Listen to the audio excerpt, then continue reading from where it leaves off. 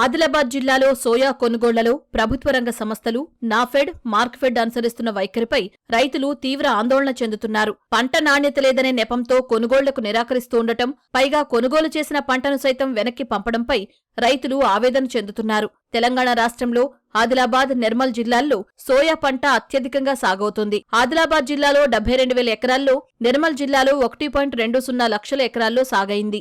ఎకరాకు 6 క్వింటాళ్ల చొప్పున 11.52 లక్షల క్వింటాళ్ల దిగుబడి వస్తుందని వ్యవసాయ శాఖ ప్రాథమికంగా అంచనా వేసింది. ఖరీఫ్ కాలానికి 7.20 లక్షల క్వింటాళ్ల సోయా కొనుగోళ్లకు కేంద్ర ప్రభుత్వ రంగ సంస్థ నాఫెడ్ అనుమతిచ్చింది. అయితే నిబంధనలతో పంట కొనుగోలు చేయకపోగా కొన్న పంటను సైతం వెనక్కి పంపుతున్నారంటూ రైతులు ఆరోపిస్తున్నారు.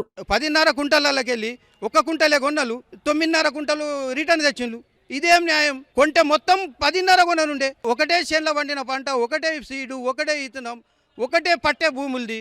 మరి 1 కుంటలే ఎందుకు కొన్నారు? మరి 9.5 ఎందుకు వాపస్ చేసిండ్రు? మరి ఇది ఎట్లా న్యాయం? అంటే రైతుకు ఇది మోసం చేసుడే కదా. డిసెంబర్ 29కి మాకు షెడ్యూల్ ఇచ్చిండ్రు మార్కెట్ వాళ్ళు ఏఓలతోటి. అయితే తీసుకొచ్చి మార్కెట్లో అమ్మడానికి సోయలు తేవడం జరిగింది. 16 కుంటల 50 కిలోలు అయినాయి.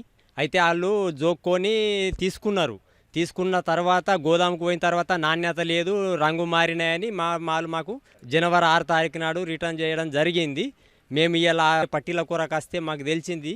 అయితే మీ మాల్ రిటర్న్ వచ్చిందని చెప్తే మేము ఇప్పుడు మా మాల్ మేము అదనంగా కుంటలకు 100 రూపాయలు అమాలి కట్టి తీసుకుపోవడం జరుగుతుంది. రైతు ప్రభుత్వం అని చెప్పుతున్న ప్రభుత్వాలు కూడా ఇంత రైతు మీద నిర్లక్ష్యం చేసి ఇయ్యాల పండిన పంట కూడా 3 ఎకరాలకు 16 కుంటలు వెళ్ళిన సోయా, అది కూడా ప్రకృతి వైఫల్యంతో కొంచెం రంగు మారడం జరిగింది. కొన్ని ఇంకా మంచి నాణ్యత ఉన్న సోయాలు కూడా రిటర్న్ చేయడం జరిగింది.